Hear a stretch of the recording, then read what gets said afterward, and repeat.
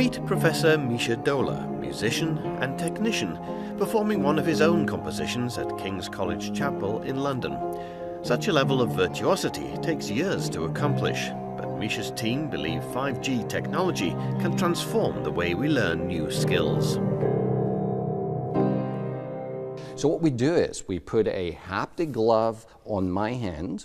That glove is recording every single movement of my fingers and my hand position. That's being stored on a skills database, all standardized. Other musicians can contribute. Now, when a child wants to practice the skills or some piece of music, they would download that in real time onto an exoskeleton, which would start move their fingers until the muscle memory is trained. The lightning speed of 5G is essential to make this work, and the technology could form the basis of a new network, the Internet of Skills. Before 5G, we were not able to transmit the sense of touch and the way we move objects around. We have this very short latency in 5G, which means instant action reaction, because the network acts faster, essentially. We are able to transmit the sense of touch. We can translate that into a medical expert, right? He can operate remotely, and part of their skill set sits within their movements and their sense of touch. For instance, when they palpate or when they operate with a robot.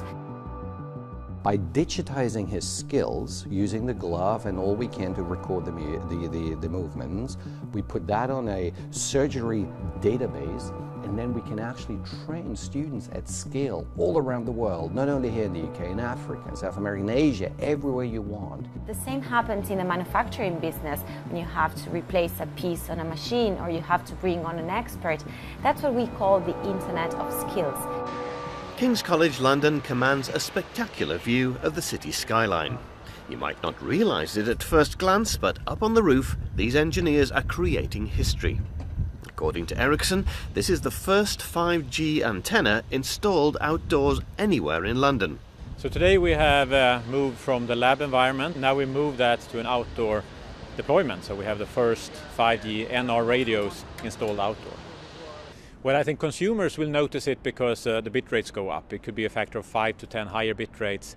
Also the latency goes down, so the response times are better. But also that they will see more advanced consumer applications, such as what we can do with AR and VR. When you move some of the processing from the device and you put it up in the cloud that the network platform provides. Ericsson has teamed up with King's College London to work with experts in artificial intelligence, education and robotics. You have to realise that 5G is just not another G. It's got a lot more about it than the 4Gs, the 3Gs and 2Gs. What we've realised that it's got such a universal platform that can provide so many benefits to industry and society. Among their latest projects is this canine creation. In this particular demo that we've seen a dog walk across a floor. But if you then think what 5G can do to that, 5G can put you that real-time latency aspect in there and actually give that robot the sense of where he's walking. Is he walking in a hard area or soft area? Is it going to be unstable for that robot?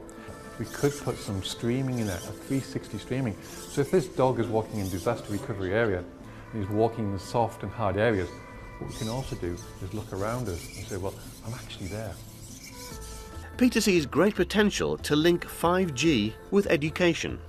And I have this ambition, if my primary school children friend in the north of England can touch a dinosaur, I'll be extremely happy.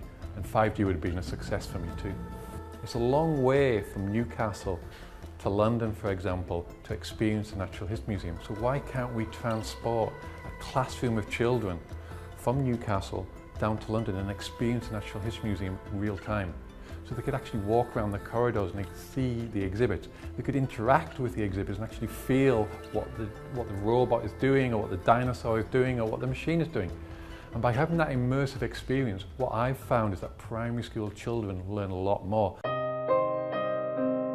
The technology is also exciting creative talents working across the arts. 5G will open the floodgates to a whole new realm of media technology, of creativity, and social interaction in the world.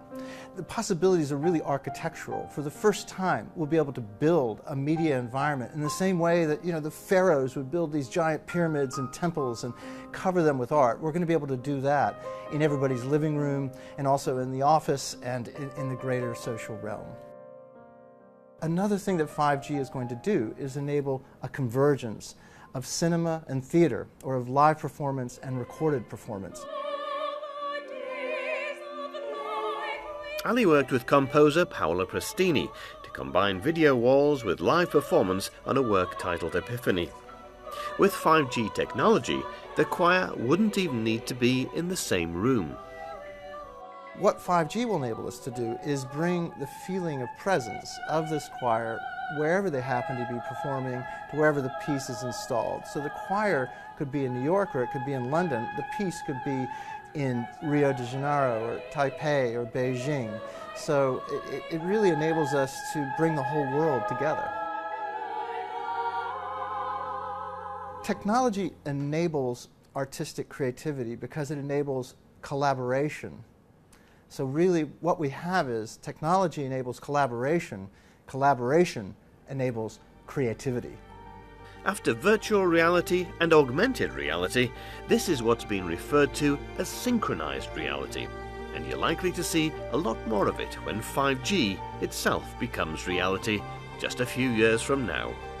Neil Curry, CNN, London.